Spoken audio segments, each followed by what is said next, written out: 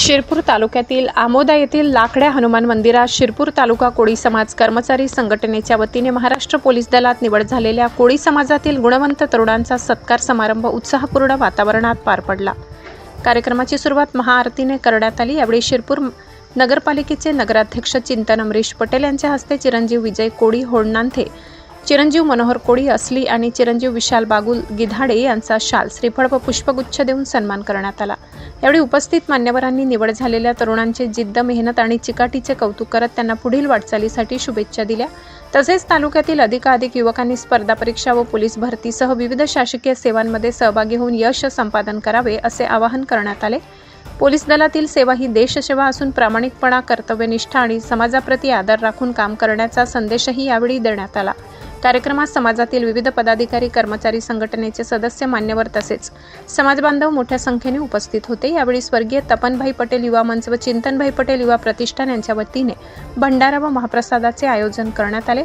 सत्कार समारंभामुळे समाजातील इतर युवकांनाही प्रेरणा मिळाल्याची भावना उपस्थितांनी व्यक्त केली। या पावनभूमीमध्ये आमोदा परिसरामध्ये आपण या ठिकाणी जमलेलो आहोत। या सर्व पोलीस दलातील निवड झालेल्या तरुणांना मला या कार्यक्रमाच्या निमित्ताने आपल्या माध्यमातून एक सांगावंसं वाटतं। जशी या भगवंत हनुमानांची प्रभू रामांच्या बाबतीमध्ये एकनिष्ठा होती, गुरु भक्ती होती, त्याप्रमाणे आपण सुद्धा सेवेत असताना प्रामाणिकपणा, चिकाटी, देशसेवा आणि आपल्या आईवडिलांची सेवा हीच आपल्या हातून पुढे घडत राहो आणि आपण येत्या काळामध्ये अधिकाधिक आपली प्रगती हो, अधिकाधिक आपण चांगल्या स्तरापर्यंत पोहोचो अशी आपण सगळ्यांच्या वतीनं मी आपणास शुभेच्छा देतो, शुभेच्छा व्यक्त करतो। या ठिकाणी समस्त समाज बांधव, समाजातील सगळे तळागाळातील पदाधिकारी या ठिकाणी उपस्थित राहिलात। या ठिकाणी आवर्जून आपल्या या कार्यक्रमाला चिंतनभाई पटेल साहेब आणि पटेल परिवारातील सगळेच सदस्य बंधू भगिनी या ठिकाणी उपस्थित राहिलात।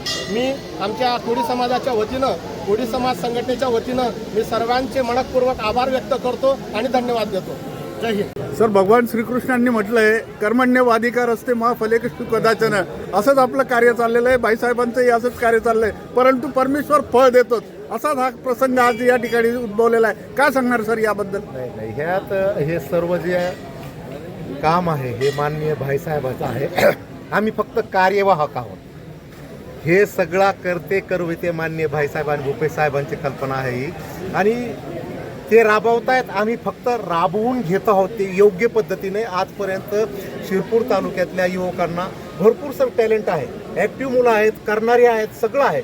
फक्त त्यांना ते दिशा दाखवणारं, वे दाखवणारं आपल्याकडं व्यासपीठ नव्हतं, आणि ते व्यासपीठ माननीय भाईसाहेबांनी उपलब्ध करून दिलं आणि मी ते चालवतोय। आणि त्याला आता ते वर्षांची आणि सगळ्यांची ती आशीर्वाद लाभत आहेत सगळ्यांचे, आणि मुलं शासकीय सेवेमध्ये भरती होत आहेत। धन्यवाद सर, खूप खूप धन्यवाद।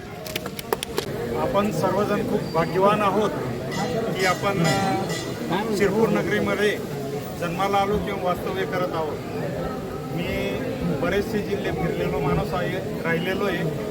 तर भाईसाहेबांचं जे शैक्षणिक आणि सर्वच क्षेत्रात जे काम आहे ते अशी भरीव कामगिरी आहे की ज्याला पाहून संपूर्ण महाराष्ट्र नव्हे तर पूर्ण भारत देश आपलं फार अनुकरण करण्याचा प्रयत्न करतो। अशा भाईसाहेबांनी चांगले मुद्दे हेरले, त्यांचा दूरदृष्टिकोन आपल्याला लक्षात येत नाही बाकीच्या लोकांचा, पण एवढे चांगले मुद्दे आहेत की गरिबाचे मुलं कसे शिकतील, त्यांना नोकऱ्या कशा लागतील, तर तो हेतू हेरून त्यांनी अतिशय कर्तव्यदक्ष अधिकारी माननीय आवारकर साहेब हे रिटायर झाल्यानंतर इथं अकॅडमी सुरू व्हावी आणि सर्व समाजातील विद्यार्थी हे त्यांचा फिजिकली आणि बौद्धिक विकास करून ते छोट्या मोठ्या नोकऱ्या कुठल्या तरी घेतील असं एक युनिट सुरू केलं। मला फार आनंद झाला, आणि त्या युनिटमार्फत जवळजवळ 40-50 विद्यार्थी आज मोठ्या सरकारी नोकरीला पोचलेले आहेत। आणि त्याच्यातनं जाता आज जो कार्यक्रम झाला याच्यातले हे 3-4 लोक आपल्याला भेटलेले आहेत। तर मी स्वतःला खूप भाग्यवान समजतो।